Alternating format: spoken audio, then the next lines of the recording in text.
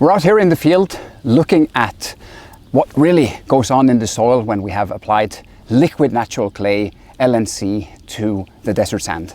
So the area where I'm sitting right now is a field where we are growing panicum, an important crop for animal feed. We're growing alfalfa on the other side here as well with the same treatment. So all that you can see here of the area has just been seeded recently with panicum seeds. We can see some of them starting to come up here. They've germinated nicely, starting to come up already. But what I'm interested in today is really to see what's going on in the soil here with this liquid natural clay. So to take a look at that, let's go in and dig into the soil a little bit and see what's really going on here. So I take up a handful of soil and we can see this is really holding together very nicely. You can shape it pretty much like agricultural soil that we know, these rich dark farming soils.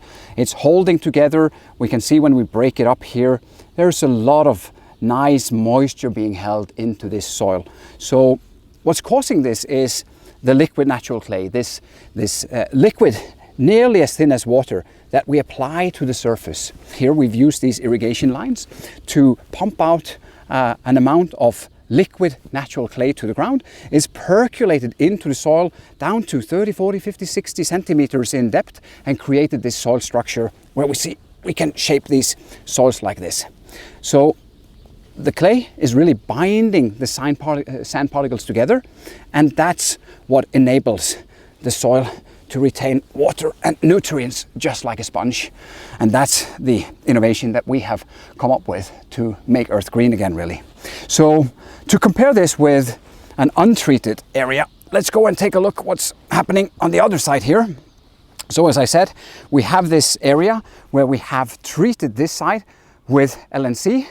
And now we're going to go over here and take a look at the soil in the control reference field, which is untreated, just to see the difference. You know, how much water are we using to cultivate crops if we don't have liquid clay in the field? And let's take a look here at what's going on really in this sand. You can see it's pretty much the desert sand as we know it. I will try really hard to shape it as well. It's pretty futile, right?